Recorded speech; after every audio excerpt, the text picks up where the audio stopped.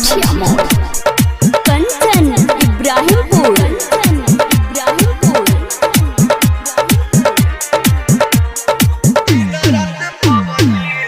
तोहके भूले खातिर लबदी रे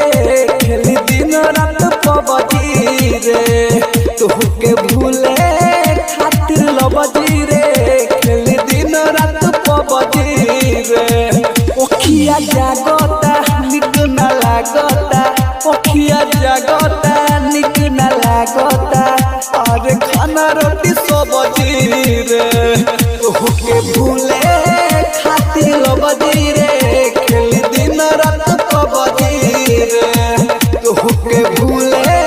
खातिर लबदी रे रोज खेलता नी पबदी रे अब कमला के छोड़बे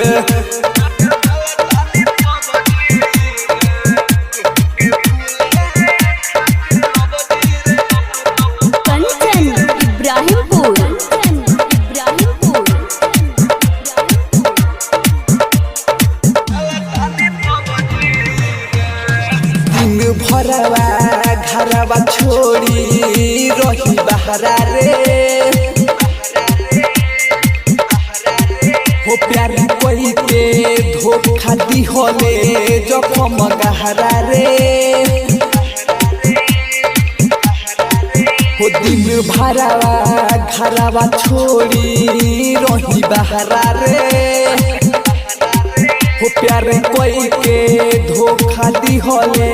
जखम गहरा रे सुन तोरा चक्कर में पिटता रे बाबूजी रे तोहके भूले खातिर लबदी रे खेल दिन रात पबदी रे तोहके भूले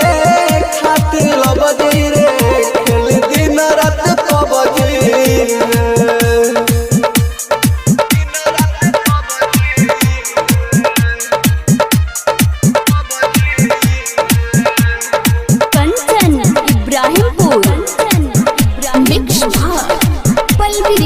स्टूडियो मठिया मोड़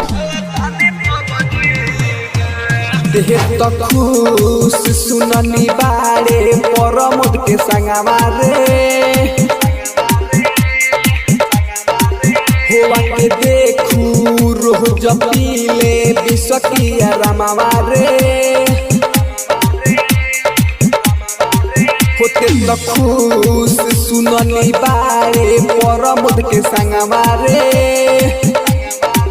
होवा के देखू रोज पीले बिसकिया रमावा रे कहे अमर जितना ही माफ करी है रब जी रे तोहके भूले